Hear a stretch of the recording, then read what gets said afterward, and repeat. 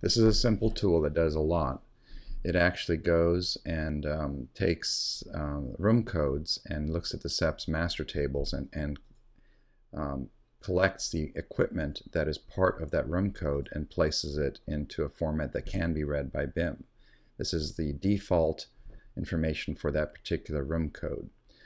There's a live sample output right here, but let's try and generate one in real time.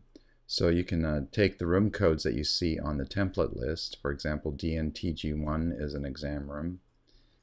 Let's take that and just paste it here. And you can, using a comma, you can keep on adding multiple room codes. You can do one or many in one shot. So let's just do 2 for now. And put your email address here.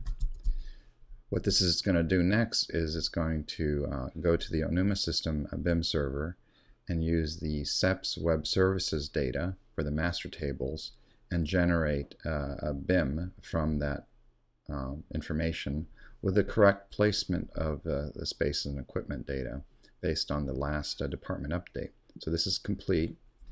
Then if you go to your actual email list and look at the email that you received, here's the recent email that just came in just a few minutes ago. And it will have 2 links. Here it's actually confirming that you created 2 spaces. The first link is if you're in a web browser, and if you're on an iPad, you can also launch into an iPad viewer in 2D and 3D. Let's look at the web browser version. So here's the information. The date that this was created, May 4th. We're calling this How Fresh Is This BIM because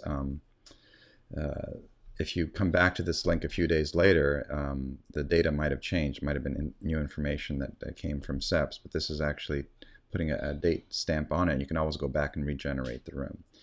This is a little informational pop-up window that you can just close, and then down below it you actually see the floor plan.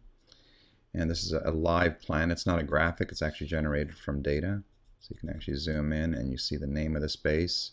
If you click on a space, there are a few simple tools up here, a hand for dragging it around. If you double click on the space, it has information about that space, and you can even drill down into the space.